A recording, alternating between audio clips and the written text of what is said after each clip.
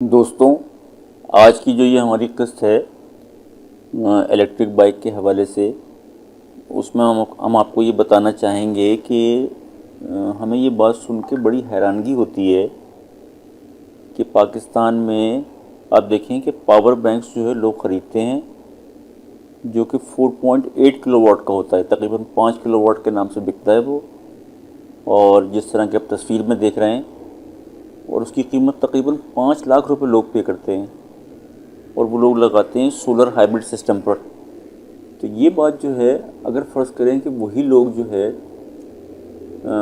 बजाय उस power bank में इन्वेस्ट करने के, अगर वो एक ऐसी बाइक ले लेते हैं जिसमें 6 किलोवाट का बैटरी बैंक हो, तो उनको 1 किलोवाट जो है, बल्कि 1.2 किलोवाट तक उनको एक्स्ट्रा एनर्जी भी मिल जाती है। और साइमल्टेनियसली ये होता है कि उनको जो है एक सवारी भी मिल जाती है।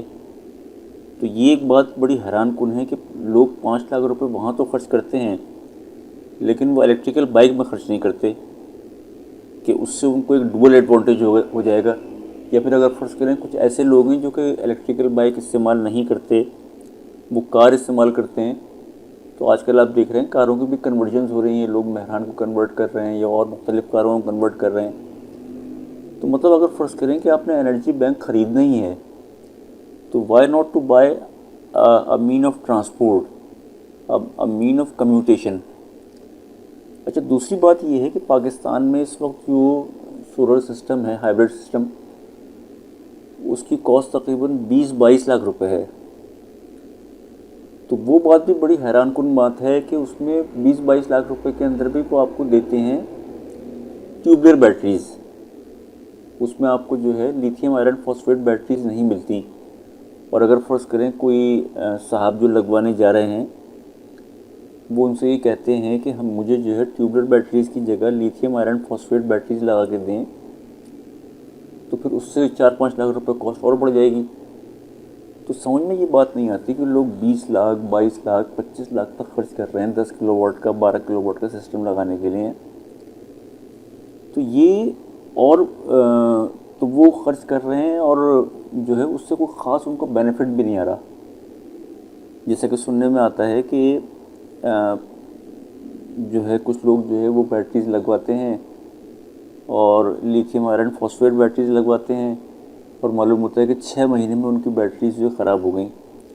असल में होता ये है कि जो ये होते हैं सोलर इन्वर्टर्स, इनका मेन जो फंक्शन होता है वो होता है कि एमपीपीटी के ज़रिए डीसी इनपुट को रिसीव करना, और उस इनपुट को उस डीसी को कन्वर्ट करना इनटू द एसी।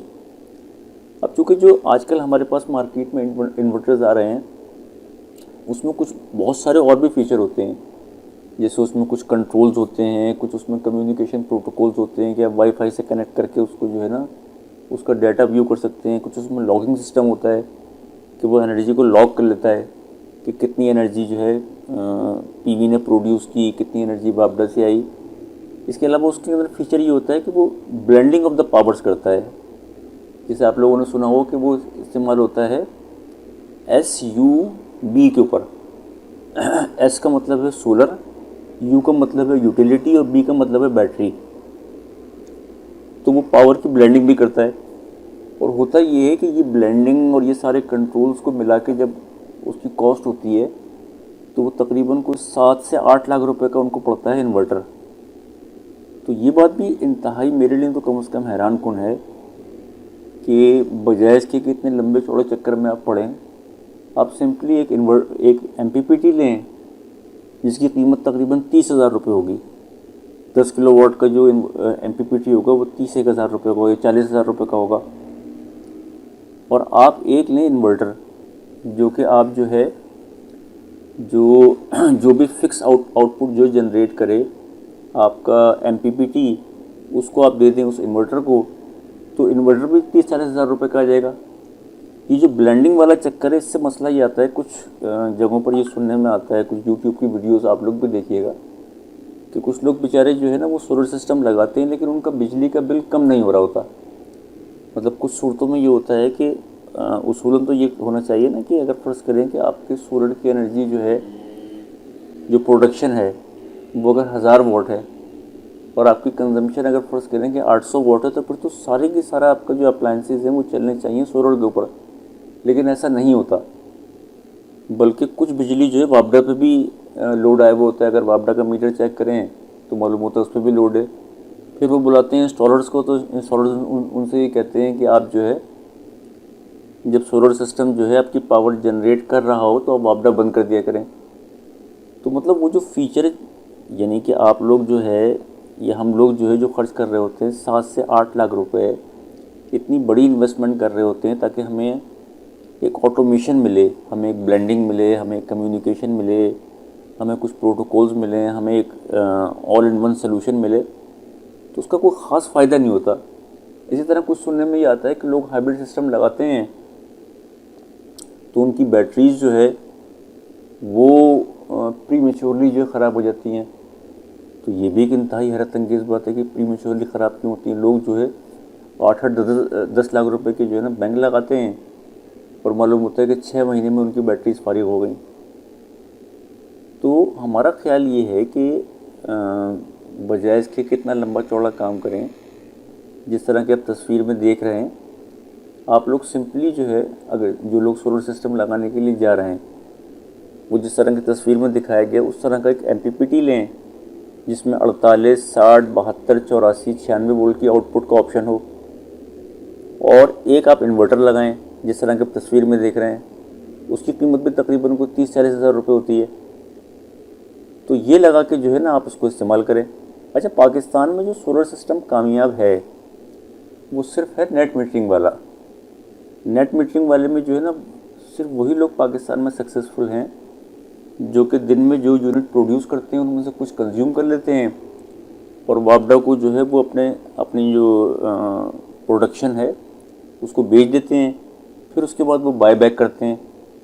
तो वहाँ तक तो जो है ना काम पाकिस्तान में कामयाब है। लेकिन हाइब्रिड वाला जो सुनने में आता है उसमें कामयाबी नहीं है। उसमें या तो बैटरीज ख़राब होती हैं या मतलब उसमें प्रॉब्लम ही रहती है, और जिस उम्मीद से लोग लगवा रहे होते हैं उनकी वो उम्मीदें पूरी नहीं होती। तो नेट मीटरिंग के बारे में आपको ये बताना, बल्कि आप लोग खुद भी देखते रहते हैं, इंटरनेट खबरें सुनते रहते हैं कि नेट मीटरिंग जो है वो दुनिया भर में कोई पायदार किस्म का काम नहीं है। आप लोग देखें इंटरनेट पर जो है ना इस तरह की आपको खबरें मिलेंगी कि अमेरिका ने अपने कुछ स्टेट्स में नेट मीटरिंग को बंद कर दिया है, और पाकिस्तान के अंदर भी सुनने में आता है कि जो हमारी यूटिलिटी कंपनीज होती हैं वो शायद इससे जो है नाखुश हैं, और शायद वो दिन आए कि पाकिस्तान में भी नेट मीटरिंग ख़त्म हो जाए। तो हमारा आपसे कहना ये है कि बजाय इसके कि आप जो है एक हाइब्रिड सिस्टम लगाएं और उसके साथ बैटरीज लगाएं, वाई नॉट कि आप जो है एक इलेक्ट्रिकल व्हीकल बाय करें और जो आपका पैसा है उसको ज़ाया ना होने दें। मतलब ये ना कि लोग जो है 20 लाख रुपए तकरीबन खर्च करते हैं सोलर सिस्टम लगाने के लिए, वही सिस्टम जो है 7 या 8 लाख रुपए में लग सकता है, और जो उनके पैसे बचे हैं उससे वो कोई इलेक्ट्रिकल गाड़ी ले लें। अच्छा, यहाँ पर आपको ये बताना जो है मैं चाहूँगा कि जो इलेक्ट्रिकल व्हीकल होती है, मतलब अगर फ़र्ज़ करें कि हम इलेक्ट्रिकल व्हीकल इस्तेमाल कर रहे हैं या हम सोलर सिस्टम इस्तेमाल कर रहे हैं, तो असल में हम कर क्या रहे हैं? हमारा जो ऑब्जेक्टिव है, जो मेन ऑब्जेक्टिव है वो क्या होता है? हमारा मेन ऑब्जेक्टिव ये होता है कि हमारा जो एनर्जी का बिल है उसे कम करें। मतलब देखें ना, हम एनर्जी कहाँ कहाँ इस्तेमाल कर रहे होते हैं। हम एनर्जी इस्तेमाल कर रहे होते हैं जब हम बिजली ख़रीदते हैं वापडा से या जो भी हमारी कंपनी है उससे लेते हैं, तो वहाँ पर हम एनर्जी के पैसे दे रहे होते हैं। हम सुई गैस ख़रीदते हैं या LPG ख़रीदते हैं तो वहाँ हम एनर्जी के पैसे दे रहे होते हैं। हम गाड़ी में पेट्रोल डालते हैं तो वहाँ हम एनर्जी के पैसे दे रहे होते हैं। तो ये सब चीज़ें मिला के हमारा बनता है एनर्जी बिल। तो एनर्जी बिल जो है मतलब इलेक्ट्रिकल व्हीकल जो है ये असल में एक बिल्डिंग है जिसके 4 पिलर्स हैं, जिस तरह की आप तस्वीर में देख रहे हैं। इसका पहला पिलर जो है वो है कम्यूटेशन, यानी सवारी। इलेक्ट्रिकल व्हीकल का पहला काम ये है कि वो आपकी सवारी है। दूसरा काम ये है कि वो आपके पास एक ज़रिया है, एक कंटेनर है, एक बर्तन है, एक बाल्टी है, एक जगह है जिसमें आप फ्री एनर्जी जो है सूरज से लेकर उसमें स्टोर कर लेते हैं। तीसरा इलेक्ट्रिकल व्हीकल का काम ये है कि वो एक ऐसा एनर्जी स्टोरेज बैंक है जिसको आप इस्तेमाल कर सकते हैं अपने घर में मौजूद चीज़ों को चलाने के लिए। और चौथा जो उसका पिलर है वो है कि दुनिया में यहाँ तक होता है कि लोग जो है एनर्जी पहले स्टोर कर लेते हैं और उसके बाद वो अपनी स्टोर शुदा एनर्जी को ग्रिड को बेच रहे होते हैं। तो मतलब it's a mean of business like. तो दुनिया में जो है तीन किस्म की जो है मतलब एक तो गाड़ियाँ वो बनती हैं जो प्योरली फॉर ट्रांसपोर्टेशन होती हैं, फॉर कम्यूटेशन होती हैं, वो सवारी होती हैं। इसके अलावा दुनिया में 3 किस्म की गाड़ियाँ और भी बनती हैं। पहली किस्म कहलाती है V2L। V2L का मतलब होता है व्हीकल टू लोड। इसका मतलब ये हुआ कि आपकी गाड़ी जो है वो इस्तेमाल हो सकती है कोई भी ऐसी चीज़ चलाने के लिए जो कि बिजली से चलती है।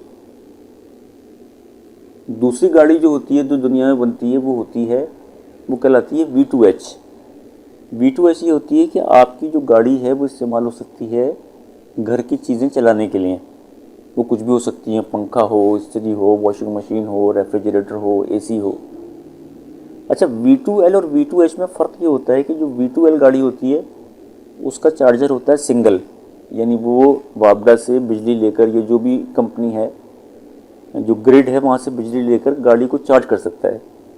और जो V2H होती है वो एक ऐसी गाड़ी होती है जिसका चार्जर डुअल होता है, यानी वो चार्जर जो है वो ग्रिड से बिजली लेकर गाड़ी को चार्ज भी कर सकता है और वही चार्जर जो है वो गाड़ी से बिजली लेकर घर की चीज़ें भी चला सकता है। और तीसरी किस्म जो होती है गाड़ियों की वो कहलाती है V2G। जिस तरह आप लोग पिक्चर में देख रहे हैं साइकिल दिखा है, तो तीसरी किस्म जो होती है वो कहलाती है V2G। V2G में ये होता है कि गाड़ी से बिजली लेकर ग्रिड को बेची जा रही होती है कि आपने जो फ्री एनर्जी गाड़ी में स्टोर कर ली है फ्रॉम द सोलर सिस्टम, वो आप जो है ग्रिड को बेच रहे होते हैं। आपको हम बताना चाहेंगे कि इस वक्त दुनिया में जो गाड़ियाँ बन रही हैं जिसमें इलेक्ट्रिसिटी का प्रोविज़न है, यानी कि जिस गाड़ी से आप इलेक्ट्रिसिटी जो है सप्लाई कर सकते हैं to home appliances and to the grid, वो कौन कौन सी हैं।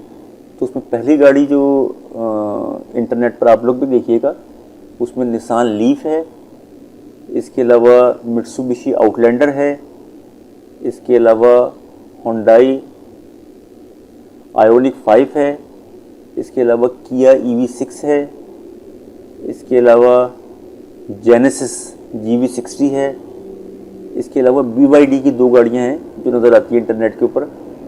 एक है BYD एटो और एक है BYD सील। इसके अलावा फोर्ड 150 है, इसके अलावा MG ZS EV है, इसके अलावा Volkswagen ID है, इसके अलावा Cupra Born है, इसके अलावा है Volvo X90, इसके अलावा है MG4 और BYD डॉल्फिन। तो मतलब ये कोई जो आइडिया आप लोगों को देना चाह रहे हैं ये कोई नई बात नहीं है। दुनिया में बहुत सारी ऐसी कार मैन्युफैक्चरिंग कंपनी हैं जो ऑलरेडी इस तरह की कार्स डेवलप कर रही हैं जिसमें कार से बिजली ट्रांसफ़र करने का प्रोविज़न अवेलेबल है। तो आप लोग भी देखें इंटरनेट पर। अच्छा, यहाँ पर जो है मैं ये बताना चाहूँगा कि हमें ये बात कहते हुए बड़ा फ़ख्र महसूस हो रहा है कि हमने जो मोटरसाइकिल डेवलप की है, जिसकी आपने पहले भी किस्तें हमारी देखी होंगी, तो शायद किसी और ने भी ये काम किया हो, हम हतमी तौर पर नहीं कह सकते, लेकिन शायद यह हमारी नॉलेज के मुताबिक वो पाकिस्तान की पहली V2L इलेक्ट्रिक व्हीकल है, क्योंकि हमने उसके अंदर ये प्रोविज़न रखा है कि वो सोलर से चार्ज भी हो सकती है और उस मोटरसाइकिल से आप अपनी घरेलू अशिया भी चला सकते हैं। अगर आपने मज़ीद तफसीलात देखनी है तो हमारी जो वीडियो सीरीज़ है उसमें देखें। हमने अपनी एक वीडियो में ये बताया है, बाकायदा इंडिकेट किया है कि किस तरह से हम अपनी मोटरसाइकिल को इस्तेमाल कर सकते हैं घरेलू अशिया को चलाने के लिए। तो हमारी मोटरसाइकिल जो है शायद पाकिस्तान की पहली V2L मोटरसाइकिल है। अच्छा, इसके अलावा एक बात और हम करना चाहेंगे कि ये अभी पिछले दिनों हमारा एक वीलॉग हुआ था, तो उसमें बहुत सारे लोगों को ये इस बात पर बहुत हैरत हुई कि जब हमने कहा कि हमारे मोटरसाइकिल जो है उसकी बैटरी लाइफ 70 ईयर्स है, तो लोग उसको हज़म करने पे या उसको मानने पे राज़ी नहीं हैं। तो यहाँ पर मैं आपको ये बताना चाहूँगा कि अगर फर्ज करें कि आपके पास मोटरसाइकिल हो या गाड़ी हो और उसके अंदर अगर स्मार्ट BMS लगा हुआ है, तो जिस तरह के आप पिक्चर में देख रहे हैं, स्मार्ट BMS आपको डेली बेसिस पर बता रहा होता है कि आपने आज की तारीख तक कितने साइकिल कंज्यूम कर लिए हैं। और जिस तरह के हमने बताया पहले भी आपको कि हमारी जो बैटरी है ये 3500 साइकिल की है। तो ये 70 साल जो है ये दोबारा आपको थोड़ा सा मैं ब्रीफ करना चाहूँगा कि 70 साल ये इस तरह बनते हैं कि एक साइकिल जो है 300 किलोमीटर का है, ठीक है, और टोटल नंबर ऑफ साइकिल्स जो हैं वो हैं 3500, 3500 साइकिल्स हैं। तो 300 मल्टीप्लाइड बाई 3500, ये जवाब आएगा 10,50,000 किलोमीटर। इसका मतलब है कि आपकी मोटरसाइकिल जो है वो चल सकती है 10,50,000 किलोमीटर। और अगर फ़र्ज़ करें कि हम ये कहें कि एक मोटरसाइकिल जो है वो एक साल में चलती है 15,000 किलोमीटर, तो 10,50,000 डिवाइडेड बाई 15,000, इसका आंसर आएगा 70। ये कोई ऐसी बात नहीं है। तो अब चूँकि हम बहुत दिनों से ये अपनी किस्सें कर रहे हैं और लोगों को बता रहे हैं कि इलेक्ट्रिकल जो मोटरसाइकिल है या इलेक्ट्रिकल गाड़ी जो है वो किसी भी मुल्क की तरक्की में एक अहम रोल प्ले करती है। तो अब हमने थोड़ा सा अपना चेंज किया है अपने आइडियाज़ को। पहले हमारा मकसद सिर्फ ये था कि हम लोगों को एक एजुकेट करें, लोगों को एक इन्फॉर्मेशन दें, लोगों को एक अवेयरनेस दें, लोगों को एक आगाही दें। तो अब हमने फ़ैसला किया है कि कुछ कुछ हम काम भी करना शुरू करते हैं। तो हम ये अपनी मोटरसाइकिल जो है फॉर सेल ऑफ़र करना चाह रहे हैं। इसका थंबनेल जो है जिस तरह आप देख रहे हैं, तो इस मोटरसाइकिल की 3 खूबियाँ हैं। पहली खूबी ये है कि ये आपको तकरीबन 300 किलोमीटर की गारंटीड माइलेज देगी एक चार्ज में। दूसरी खूबी ये है कि ये वाली जो मोटरसाइकिल है, इसको आप सिर्फ जो है ना सूरज की रोशनी कहीं पर भी हो, कि अगर फ़र्ज़ करें कि आप किसी फ्लैट में रहते हैं और आपके पास एक बैल्कोनी है, बैल्कोनी में धूप आती है, तो वहाँ पर आप एक छोटी सी प्लेट रख लें और नीचे अपनी मोटरसाइकिल खड़ी करके उसको चार्ज कर लें। या अगर फ़र्ज़ करें कि आप एक दुकानदार हैं, आपके पास जो है छत नहीं है और आप चाहते हैं कि अपनी मोटरसाइकिल को आप चार्ज करें सोलर से, तो हमारी मोटरसाइकिल में ये प्रोविज़न है कि जिस तरह वो बैनर्स होते हैं ना जो V शक्ल में बने होते हैं, दुकानों के बाहर रखे होते हैं, तो उस तरह का बैनर लेके उस तरह की 2 प्लेटें आप ले लेंगे। एक प्लेट ले लें 150 वाट की हो या 200 वाट की हो, छोटी छोटी प्लेटें लेके और उनसे आप इसको चार्ज कर सकते हैं। इसके अलावा दूसरी खूबी इस मोटरसाइकिल की ये है, तीसरी खूबी ये है कि ये मोटरसाइकिल जो है इस्तेमाल हो सकती है कोई भी बिजली से चलने वाली चीज़ें चलाने के लिए। जैसे कि मतलब अगर फ़र्ज़ करेंगे दुकानदार है, तो अक्सर मालूम होता है कि दुकान पे आप जाएं तो दुकानदार कहता है कि अभी काम नहीं हो सकता क्योंकि अभी बिजली नहीं है। जैसे अगर फ़र्ज़ करें कोई बेचारा कारपेंटर है, लकड़ी का वो काम कर रहा है, तो उसका काम रुक जाता है अगर 2 घंटे के लिए 3 घंटे के लिए बिजली चली जाए। तो ये वाली मोटरसाइकिल चूँकि इसमें 6 किलोवाट का बैटरी बैंक है, तो इसमें आप 3 किलोवाट तक का इन्वर्टर बआसानी लगा सकते हैं। तो इसका मतलब ये हुआ कि ये वाली जो मोटरसाइकिल है ये 3 किलोवाट तक की यानी तकरीबन 4 हॉर्स पावर तक की मोटर चला सकती है। फ़र्ज़ करें एक बंदा है, उसकी कोई वेल्डिंग की दुकान है या कोई ख़राब मशीन है, ये बहुत सारे दुकानदार होते हैं जो पावर आउटेज की वजह से फारिग बैठे होते हैं। अक्सर ये होता है किसी मैकेनिक के पास जाएं तो वो कहता है कि अभी काम नहीं हो सकता क्योंकि बिजली नहीं है, आप 2 घंटे के बाद आना। तो उनके लिए बड़ी जो है कारामद चीज़ हो सकती है कि वो इस मोटरसाइकिल को एक बहुत बड़े UPS के तौर पे भी इस्तेमाल कर सकते हैं। मतलब पहली तो खूबी उसकी ये हुई कि ये सवारी है, दूसरी खूबी ये हुई कि ये इसको चार्ज करने के लिए किसी लंबे चौड़े सोलर सिस्टम की ज़रूरत नहीं है। इसके साथ चार्जर है इसका अपना जो कि सोलर चार्जर है, और उसको जो इनपुट रिक्वायर्ड है वो छोटी सी एक प्लेट आप लगा लें और उससे आप चार्ज कर लें। तो मतलब इस मोटरसाइकिल का जो लोग फ़ायदा ले सकते हैं वो एक तो वो लोग हैं जिन्होंने लंबी ट्रैवलिंग करनी है।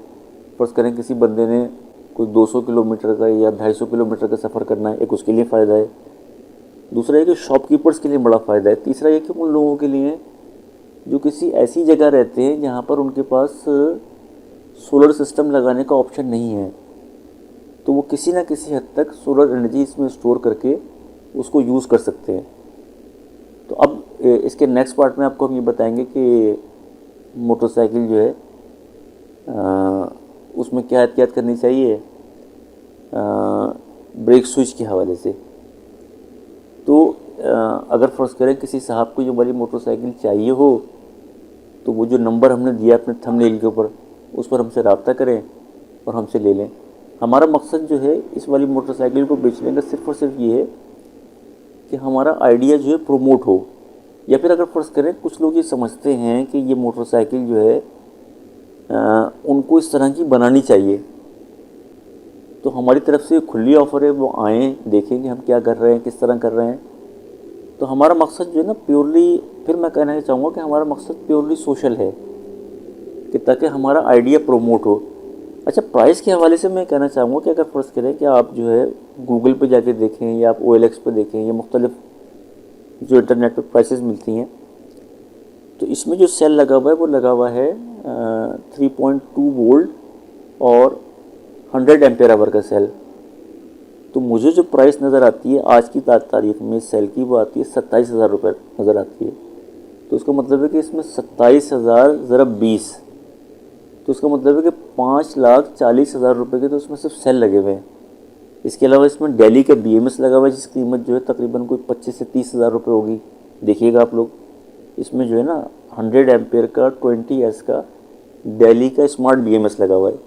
इसके अलावा इसमें मोटर है, बाकी तमाम सामान है। इसके अलावा मोटरसाइकिल का अपना फ्रेम है, इसके अलावा सोलर चार्जर है, इसके अलावा इसमें इन्वर्टर है। तो ये सारी चीज़ों का आप सम अप करें तो ये कोई तकरीबन कोई 7 से 8 लाख रुपए का ख़र्चा आएगा। लेकिन अगर फ़र्ज़ करें कोई साहब अगर जो है बनाना चाहते हैं तो सबसे बेहतर तो ये है कि वो नई बैटरीज लेके बनाएं, सारा का सारा सामान नया लें और उससे बनाएं। लेकिन अगर फ़र्ज़ करें कोई साहब हमारी मोटरसाइकिल लेना चाहते हैं तो वो नंबर हमने अपना थंबनेल पे दिया हुआ है, हमसे रब्ता करें। तो आइए अब नेक्स्ट पार्ट देखते हैं इसका।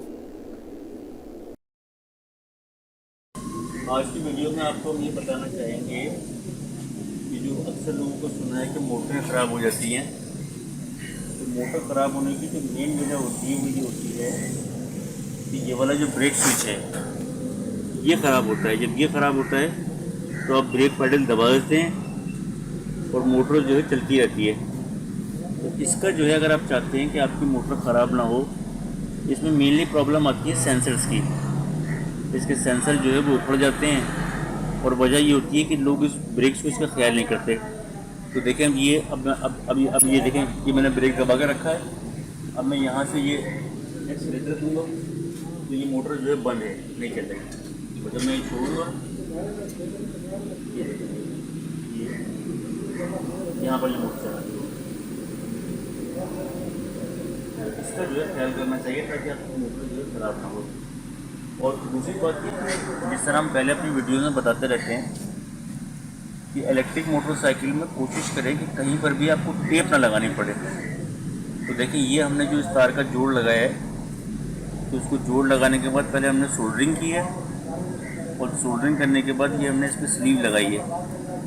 तो इसमें खुदा ना खासा कल को पानी जाता है तो ये कभी भी पानी जो है ना इन जोड़ों में नहीं जाएगा। तो अगर फ़र्ज़ करें कि लोग जाते हैं आम मैकेनिक के पास, उन्होंने तार काटी, उसको इस तरह जोड़ा और टेप लगा दी, कुछ दिन के बाद उसमें पानी जाता है और उससे मज़ीद ख़राबी आती है।